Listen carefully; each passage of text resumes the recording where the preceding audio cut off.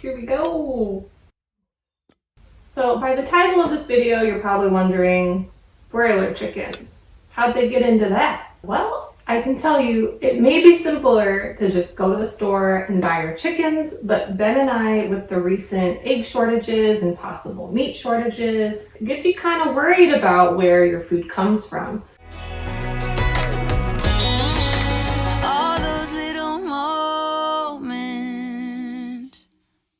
So Ben and I decided we want that knowledge for ourselves. We want to have raised these chickens. We want to have processed them. That way we know in the future, we know what to do.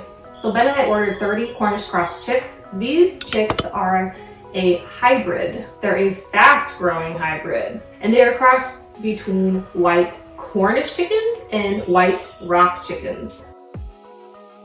So Ben helped me gather all the materials today. The hardest part was getting the stock tank in, and we were going to put the chickens in there, but I have switched gears. There's not enough square feet for the 30 chicks, so I'm just going to use that as a barrier, as well as these pine chip bags.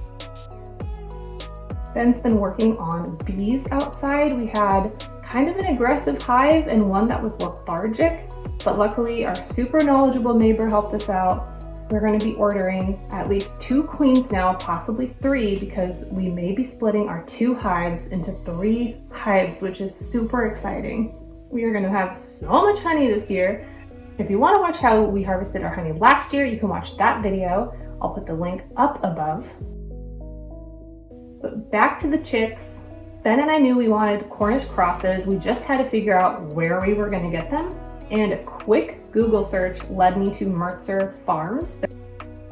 What I loved about Mertzer was the information they had, the price, where they were located, and all of the amazing reviews that they had. We are going to be following their recommendations as we create this brooder. For the water, I've found magic water from a blog post from thisbeautifulfarmlife.com. And it shows that in 1 gallon of warm water, you put 2 tablespoons of raw apple cider vinegar, half a cup of raw honey, and 2 cloves of raw garlic. It took me a long time to stir up this because I did not have warm water, so just don't do what I did, use warm water.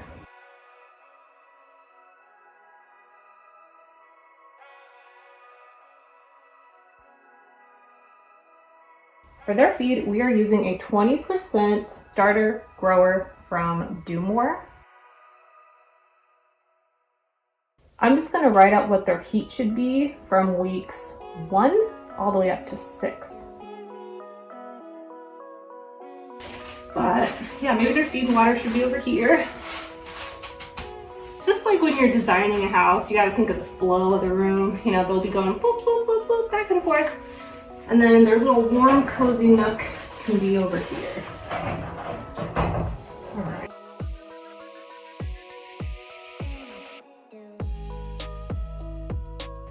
So now that it's all set up, we're ready for these chicks. So once we get these chicks, we are gonna show you how they've settled in, how they're doing, but this will be the end of this video.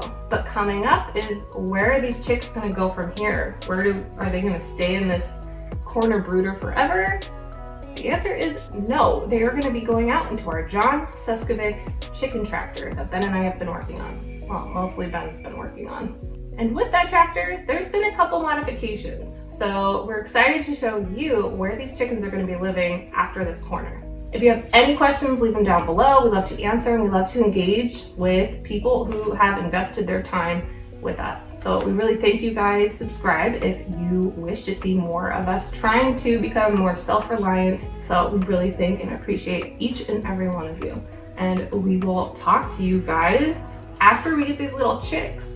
Maybe I'll include a little snip here at the end of these guys.